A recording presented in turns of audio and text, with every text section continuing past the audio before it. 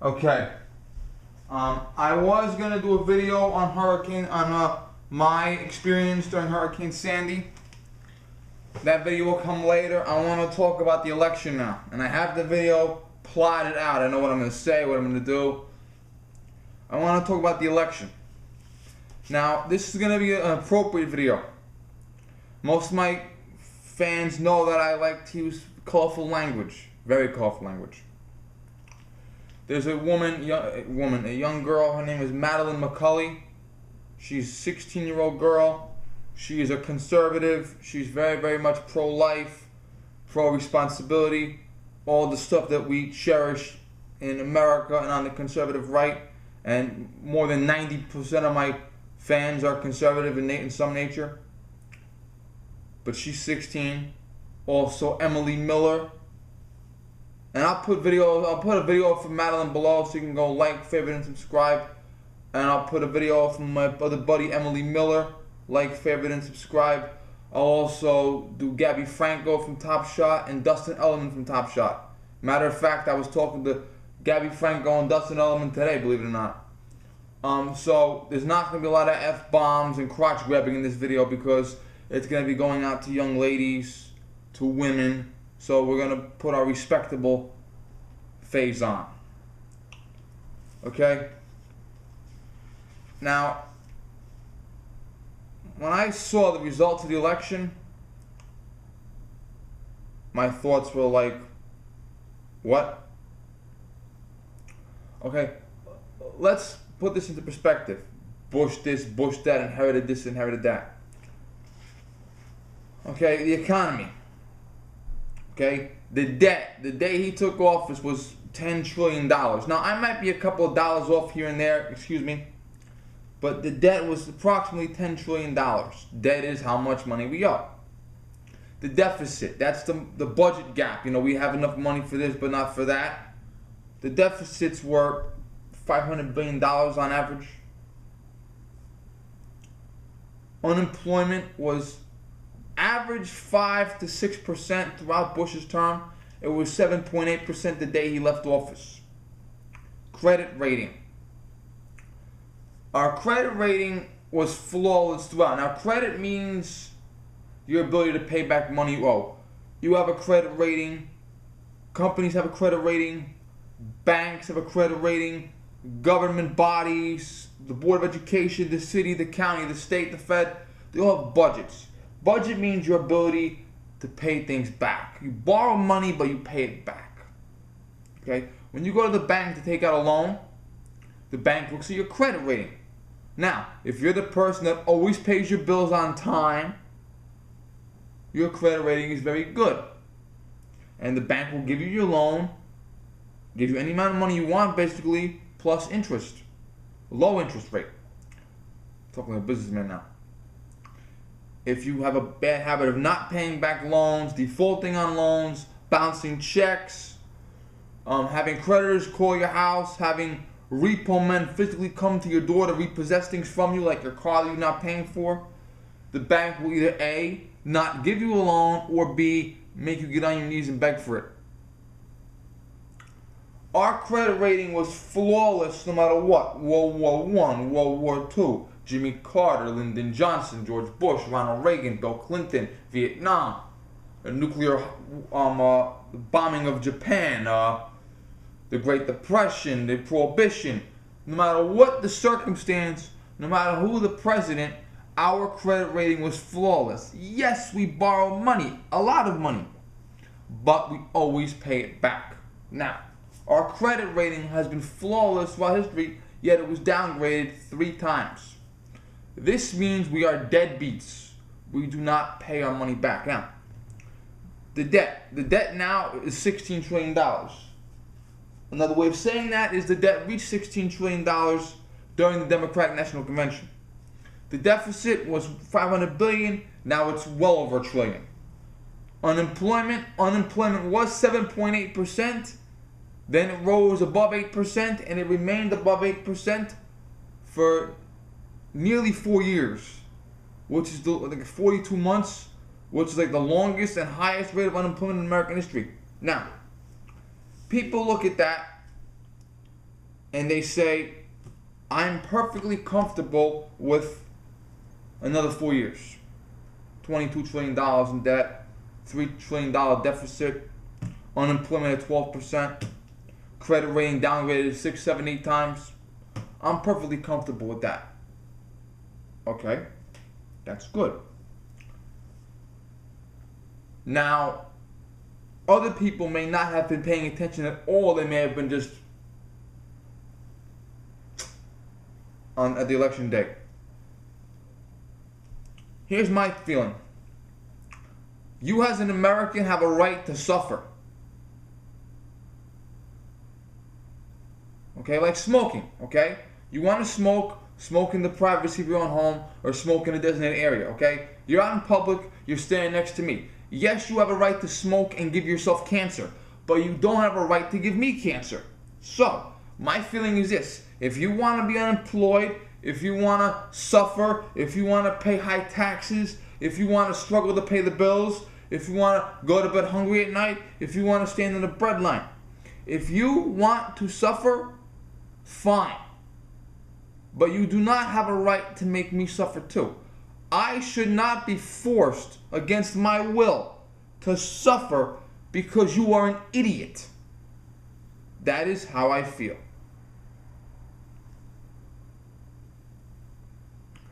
Now, guns. His name is not mentioned. My mother does not want his name mentioned in the house, which is fine by me. My normal fans know what he's called. He is called He Who Must Not Be Named. That is his name. Now, He Who Must Not Be Named said that before the first election, Americans did not have a right to buy guns. If you look in the Constitution, and that, shall not be infringed. Okay? That's what I see when I look in the Constitution. He looks at the Constitution, and he doesn't see anything about you owning a gun. Okay? And he says it proudly. He says in the last debate that he will reintroduce the assault weapons ban. He wants to. Now, assault weapon ban means a cosmetic feature on a weapon. The weapon is not banned, just a cosmetic feature associated with the weapon. For instance, a collapsible buttstock. Yes, I buy the rifle, but if I put a collapsible buttstock on, I go to prison. Still the same rifle, but if I put a collapsible buttstock on, I go to prison. That ban is still in effect in certain states, including my own state of New York, but for the most part, federal ban throughout the entire country. If you put a collapsible buttstock on your rifle, you're going to prison. That's what an assault weapons ban means, basically. Okay, putting a collapsible buttstock on, or put a pistol grip on, or paint it black, or excuse me.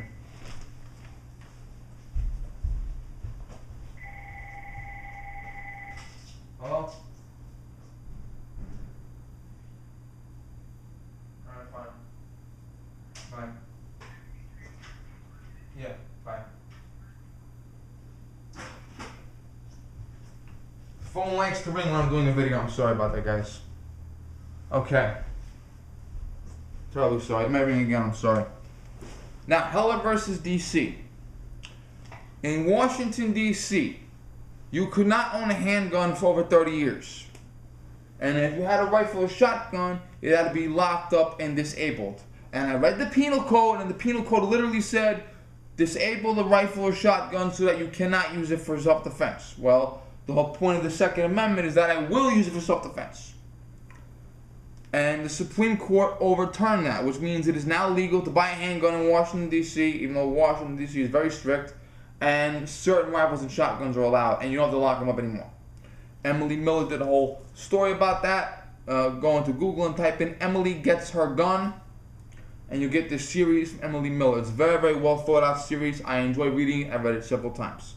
Now, he said publicly in an interview that this is before, like 2007, 2008-ish. He said the Supreme Court was wrong for overturning Heller versus D.C., and he would like that law to be in the entire United States. So, the entire United States, you don't have the right to own a handgun. The entire United States, if you have a long gun, it has to be disabled so that you can't use it to defend yourself. The criminals will love that. Now, that's his point of view on guns. you don't have a right to own one. And I am disgusted by the fact that the most pro-gun states in the union decided to vote for him. Now, he won my home state, which has a colorful history of guns, by like 3 points in the Electoral College. But Vermont, Florida, Ohio, Colorado, Nevada, and several other states that I'm thinking of, I can't think of off the top of my head right now, but you get the idea.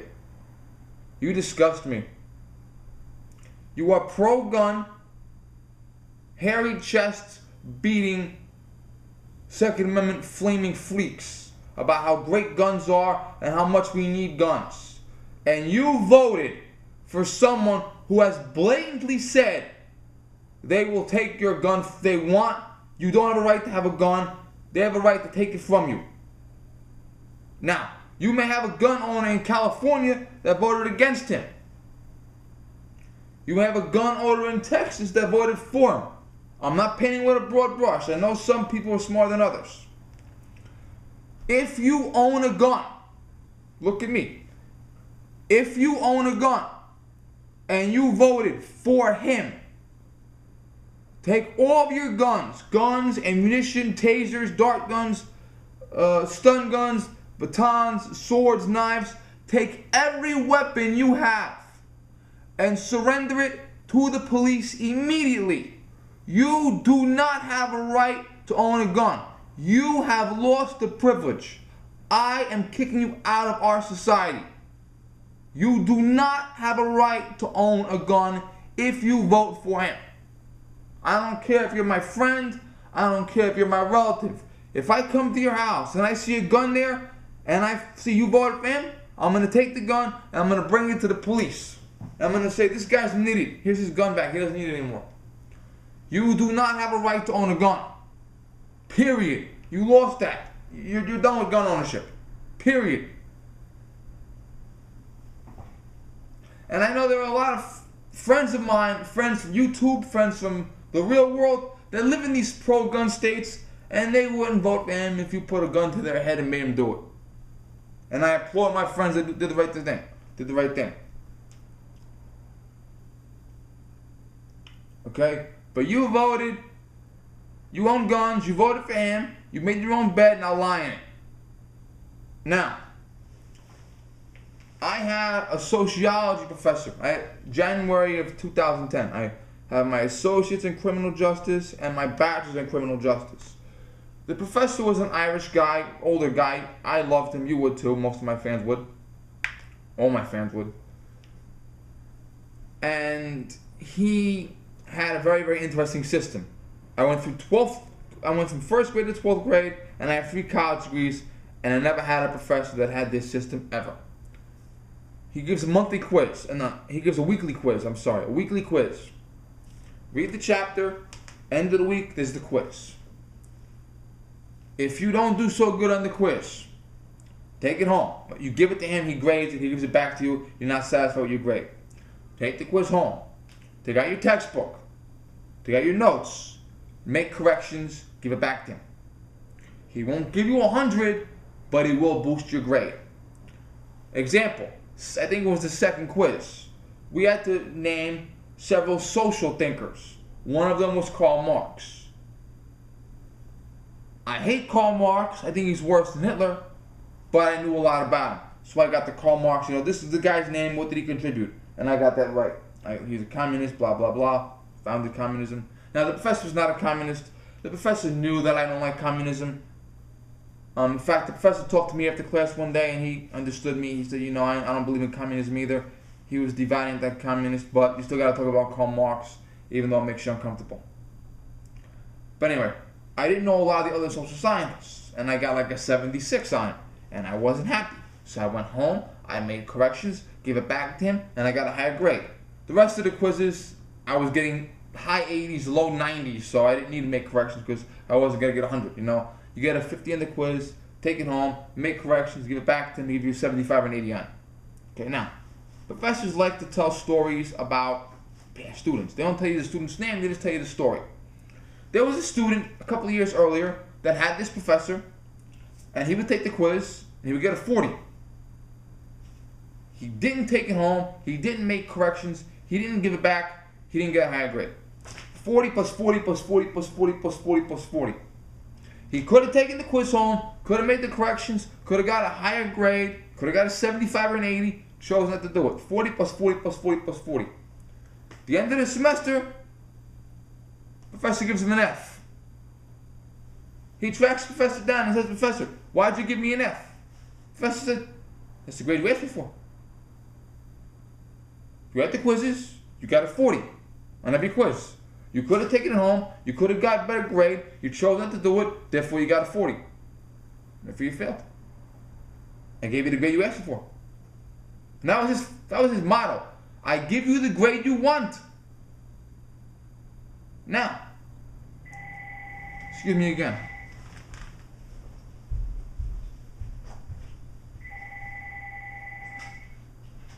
Hello? Take that Italian sandwich?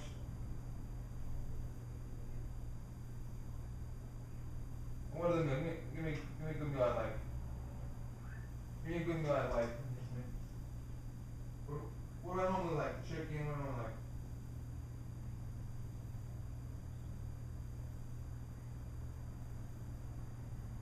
Give me a lobster ravioli again, please.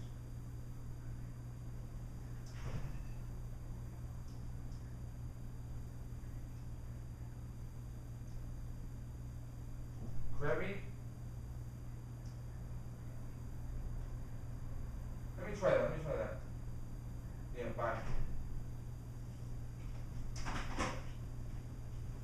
Sorry, the phone rang, and I have no video editor. My video editor is garbage, so I can't edit those parts out. I'm terribly sorry. So you gotta bear with me. Okay, I'm gonna sum this up. Okay. You look at this country over the past 4 years. $6 trillion additional dollars in debt. Billions and billions and billions and billions of dollars wasted on solar energy that failed anyway. Coal industry gutted. Biggest tax increase in U.S. history coming January 1st. Assuming you actually pay attention. You look at all of that. You got what you wanted. The poison you brew today, you drink tomorrow. This past Tuesday, November 6th, you drank poison. This January 20th, 2013, you drink it. You made the poison this past Tuesday. You drink it next January 20th. You got what you wanted. If you come to me and say, Vinny, I lost my job. Who'd you vote for? I voted for him. Good. I'm glad you lost your job. I'm glad. I really am happy for you. You come to me, Vinny, my house got foreclosed and now I'm living in my mother-in-law's basement. Who'd you vote for? I voted for him. Good. I'm glad your house got repossessed.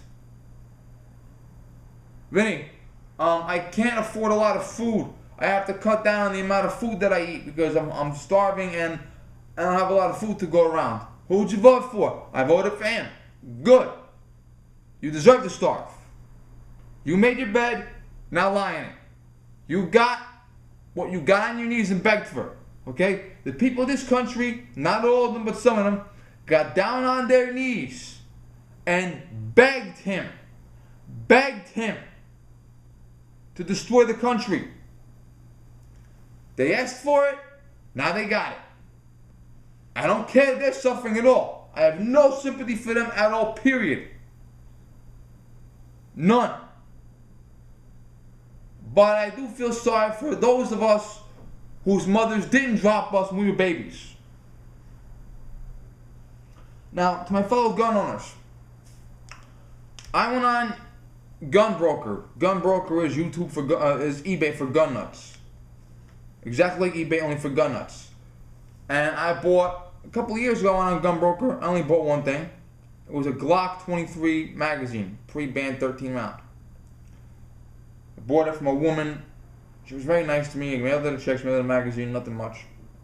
I go on YouTube, I go on Gunbroker, and I buy a Mini 14 30-round magazine, still new in the box, pre-ban.